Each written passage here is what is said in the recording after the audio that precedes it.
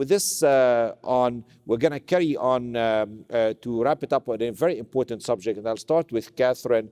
Adjuvant therapy in regard to HCC did not work yet. If anything, we tried gazillion things, from the retinoic acid to doing the iodine radioembolization back in Hong Kong, et cetera, et cetera. And sorafenib on top also was negative. So what's the future there? I think that we've had some intriguing early studies that suggest that an adjuvant therapy or neoadjuvant therapy may be somewhat beneficial. Part of the concern about a TKI as adjuvant is the tolerability and having a patient recover from a major surgery and then have to tolerate a TKI, I think was a little bit difficult for patients. When we're thinking about potentially using the immune checkpoint inhibitors, they are a little bit better tolerated, so that might be something that's a little more acceptable for the patients to give us that adjuvant therapy to sort of mop up anything that might be left over. Fair enough. And Tim, I think there are a few studies happening currently in regard to adjuvant therapy. Tell us a little bit more about I think there's an adjuvant Nivo, and also there's an adjuvant Durva plus minus Bev. But tell us about those. Yes, so, I will tell you in a second, let me just make one point. The bar is very high in the adjuvant setting. It's something, that we forget if we compare this with other tumors of the GI tract.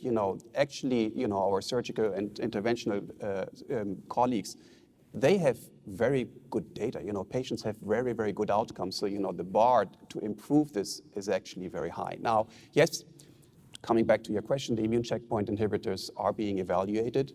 Again, we are following, as so often, other indications like melanoma, obviously, where this has already been shown to be beneficial. And obviously, it's an interesting question to see how to use these drugs as an adjuvant, or, as you know, there is also the idea to use these drugs actually in the neoadjuvant or perioperative setting. And these are very early attempts. We have very, very little data about this, and only time will tell. Fair enough.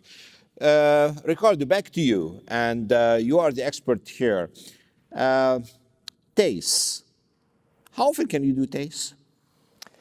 Well, let me say that when deciding to do a TACE, there are really two factors that need to be considered. One, of course, is the baseline liver function, the general status of the patient, and I think this is well understood. However, there is another factor which sometimes is not given proper consideration, and this is the extent of the chemoembolization.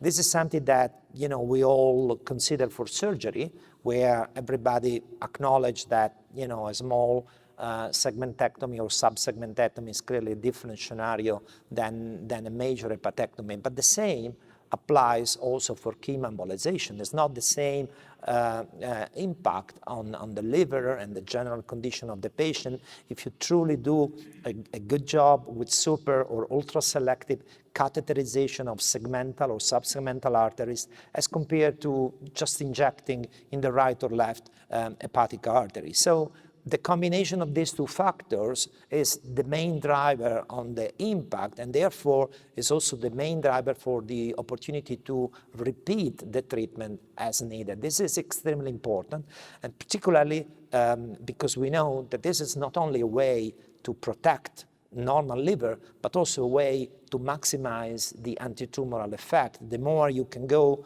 truly distally in the tumor-feeding artery, then of course the higher is the concentration of the drug, and the better is the effect at the tumor level. So it's a technology that has improved with advances in imaging and imaging guidance, and there must be a plan in place that has to be discussed at the tumor board, because again, not all the chemoembolizations are the same. Fair. Mike, back to you. And I think I told you that story, but one of our colleagues one time kind of called me, and he's rather upset. He's not getting patients because they are stuck with Ricardo and his colleagues, getting embolization after embolization. Do you feel frustrated about this? I need to give systemic therapy for this patient. They are stuck in the TACE business. Well, I think the point about having multidisciplinary boards is the opportunity to discuss the appropriate patients to continue to have TACE versus having systemic therapy. Fortunately, we're entering the realm where combination is certainly in clinical trials, as we pointed out, and this may be sort of a historic issue and not one going forward where we have to worry about that. But for the short term, I personally feel that what we sometimes see are patients that have procedure after procedure, and it just seems like rapidly there's a new lesion developing, or we're treating people with extrahepatic disease local regionally because the feeling is, well, we need to manage the liver.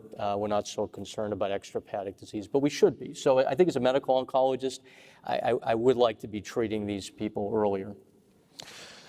Tim, you are the expert because, if anything, you have beautiful data on some combination approaches, and as if you are trying to be, how to say, the a great diplomat mediator to kind of like bring those two guys together. So tell us more.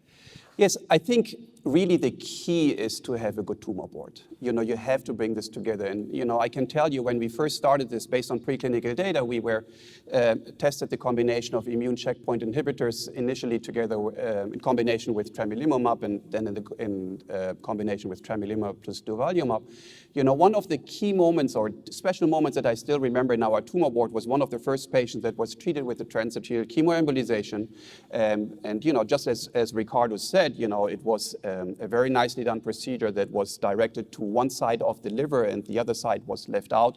We had the follow-up scan, and then radiologists saw that, you know, the lesion in the non-taste lesion, non-taste part of the liver actually started to regress.